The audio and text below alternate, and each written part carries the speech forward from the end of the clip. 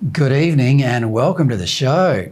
Well, Australia in the 1950s was a nation struggling to understand its own good fortune.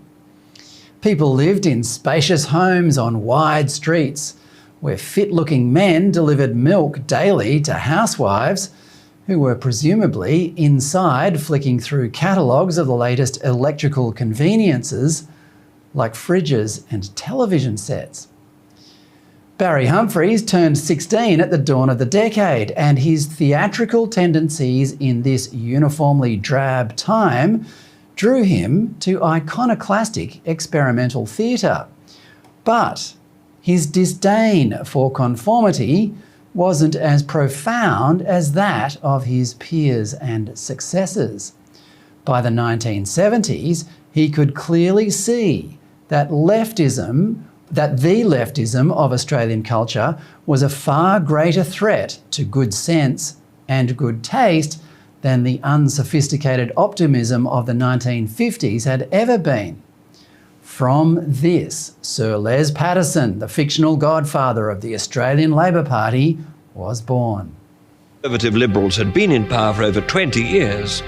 They felt they could say this without much risk of having to go home. But through the mists, Australians were glimpsing their own Camelot. Our new socialist King Arthur was a very tall lawyer from Cabramatta, eager to walk the world's stage. I'm proud to say that I, Les Patterson, was an integral part of the Whitlam Camelot. If you think of Gough as King Arthur, and a round table with old Margaret there as Queen Guinevere, I was Merlin. I was the think tank. I was the ideas man. And I came to him and I said one day, and he locked the door and he said, "What is it this time, Les?" I said, "I need money and I need telephone numbers, Gough, because this is for a special project. It's the Disabled Black Lesbian Puppet Workshop." He looked a bit strange when I said that.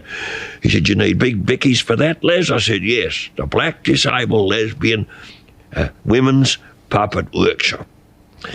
And he said, "Now look, Les," he said, he started to write the cheque. He said, "Who's this really for?" I said, "Gough." I said, "It's for me." He said, "What are you going to do with it?" I said, "I'm going to piss it up against the wall." He said, "Les, you're an honest man. I'll double it." Sir Les's excesses should have been a warning that a real culture of corruption, not to mention a corruption of culture, was bearing fruit on the left side of politics. And so it came to pass. In 2018, Hannah Gadsby, a Tasmanian comedian with such meticulous postmodern qualifications that she is more famous for being gay than funny, said Humphries, quote, "loves those who hold power, hates vulnerable minorities, and has completely lost the ability to read the room. That's not a comedian, that's an irrelevant, inhumane dick biscuit of the highest order."